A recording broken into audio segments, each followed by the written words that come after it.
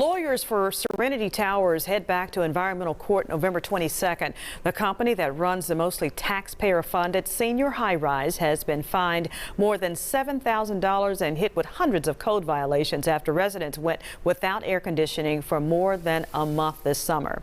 And that was just one of the problems. WREG investigator Zanetta Lowe recently uncovered a scathing report from state investigators that underscores safety and health issues residents have long sounded the alarm about. No hot water, a bedbug infestation, seniors suffering in the sweltering heat. That's a short list of what residents like Robert Nichols have dealt with at Serenity Towers in just the past 6 months.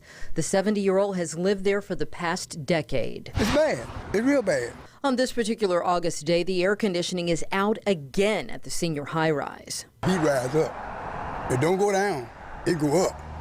So you know how I'm feeling on that 9th floor. The AC was back on by the end of that day. A spokesperson for Millennia, the company that manages the partially taxpayer-funded units, said the underlying issue was triggered by a power outage. That outage happened in the midst of ongoing repairs at Serenity Towers after residents were initially without air for weeks in May and June.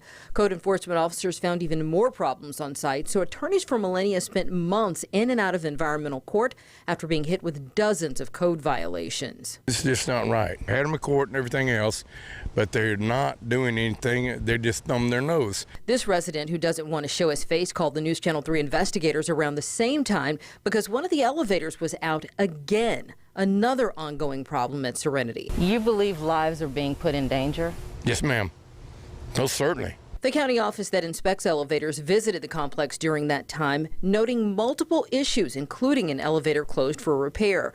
When we followed up recently, the county sent an inspector by and discovered the same elevator was out again, and Serenity hadn't sent the inspector's report to the elevator maintenance company. This is a life-threatening situation. It should be addressed appropriately. Life-threatening, the same two words state inspectors used to describe the gravity of some of the conditions they found during a visit to Serenity Towers in June.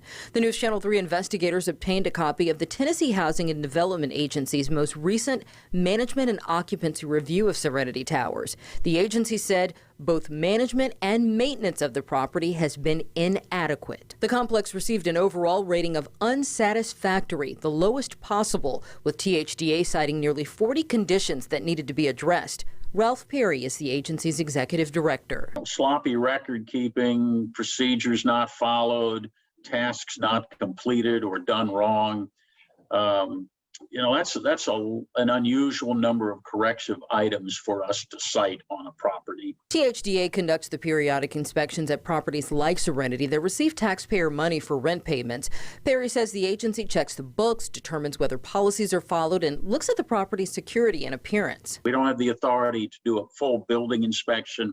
We can't go into anybody's units. We can't investigate things, but we can sort of eyeball the property and write down our observations. What they saw at Serenity, according to the report, was a property in poor condition and leasing activities that resulted in multiple non-compliance issues. That included 149 open work orders, open 30 days or longer, charging unapproved inappropriate fees and not screening tenants properly after records revealed a tenant may have been a sex offender and allowed to move in, endangering other tenants. A lot of things that we cited as needing corrective action. The MOR was conducted as those major repairs to the HVAC system were underway at Serenity in June. According to the report, it stemmed from a crack in the building chiller that was discovered when the property switched from heating to cooling. But inspectors noted that indicates preventative maintenance had not been properly performed.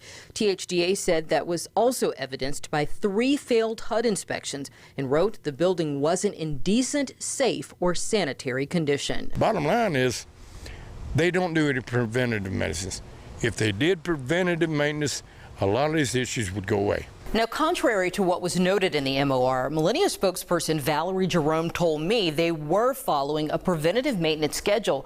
It was just that the work wasn't being properly documented because of staffing challenges, an issue she says that's now been rectified. Now, she also said workers have received training on screening and that elevator that was out is up and running. And she also said they sent their elevator vendor those notes from the county inspector about additional repairs. Zanetta Lowe, WREG News Channel. Channel 3. Now, I can tell you HUD also conducted an inspection at Serenity Towers this summer, and the complex got a 62, which is considered passing by 2 points.